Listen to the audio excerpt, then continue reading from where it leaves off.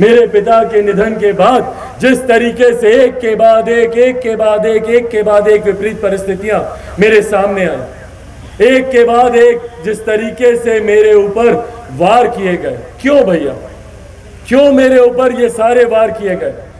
मुझे मेरे घर परिवार से अलग करना, पार्टी को तोड़ना, क्यों?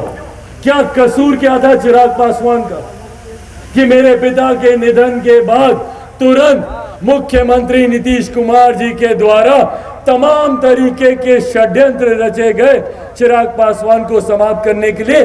कसूर क्या है चिराग पासवान का? कसूर चिराग पासवान का सिर्फ इतना है ना कि चिराग पासवान बिहार में विकास की बात करता है। ना झुकूंगा और डरता तो भैया मैं किसी से नहीं हूं।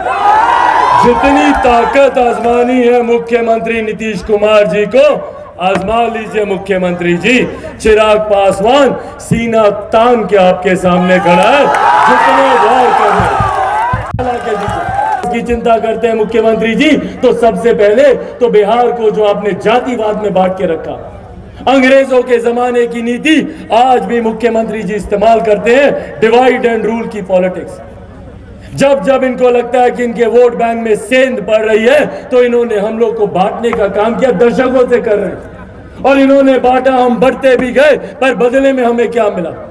कभी दलित को महादलित किया, कभी पिछड़ा को अति पिछड़ा किया, कभी अगड़ा, कभी पिछड़ा, कभी हिंदू, कभी मुस्लिम, कभी महिला, कभी पुरुष, कभी लव, कभी कुश, कभी कोरी, कभी कुर्मी, सिर्फ जातियों में बांटने का काम किया। लालू जी पूरे प्रदेश भर का हिसाब करने निकले हैं, पर मैं चाहूंगा कि पहले वो अपने परिवार का हिसाब कर लें, समझ लें कि उनका बड़ा बेटा कौन सा है, छोटा बेटा कौन सा। और जहां तक रही उनके एक पुत्र के 9वीं पास होने की बात, वो 9वीं पास है नहीं है, मैं उस पर कोई टिप्पणी नहीं करूंगा, बट मेरे लिए चिंता यहां से बढ़ जाती है जब लालू जी मेरे छोटे भाइयों को ही नहीं पढ़ा पाए, तो यहां तो प्रदेश भर में मेरे लाखों करोड़ों और मेरे युवा भाई हैं जो मुझसे छोटे हैं और उम्मीद रखते हैं कि जो सरकार बनेगी वो उनको अच्छी शिक्षा दे पाएगी। पर लालू जी जब अपने ही पुत्रों को शिक्षा नहीं दे पाए, वो प्रदेश भर के युवाओं को कैसे शिक्षा देंगे? क्लियरेंसेस कैसे दीजिएगा? ईज ऑफ बिजनेस कैसे हो? इन्वेस्टर्स को आप कैसे हमारे स्टेट में लेकर आए? आज भी मेरे बच्चे कोटा जाते हैं पढ़ाई करने के लिए, क्यों भैया?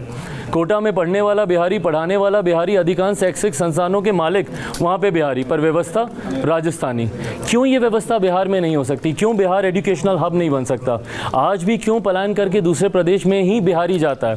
आई would want to see a day जब कोई मुंबई कर मेरे प्रदेश आए एजुकेशन कंप्लीट करने के लिए, या कोई बैंगलोर का कोई लड़का लड़की मेरे प्रदेश आए रोजगार के लिए, IT जॉब के लिए।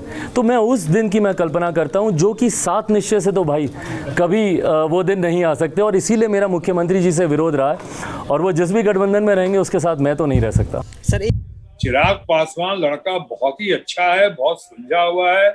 अपने पिताजी से, स्वर्गीय रामविलास पासवान जी से बहुत अच्छी ट्रेनिंग हासिल की। मेरा ख्याल है कि पूरे पार्लियामेंट में आज के दिन और खासकर युवा पीढ़ी में, यंगर जनरेशन में, शायद चंद लोग जो सबसे ज्यादा स्मार्ट हैं उनमें से एक चिराग पासवान भी है।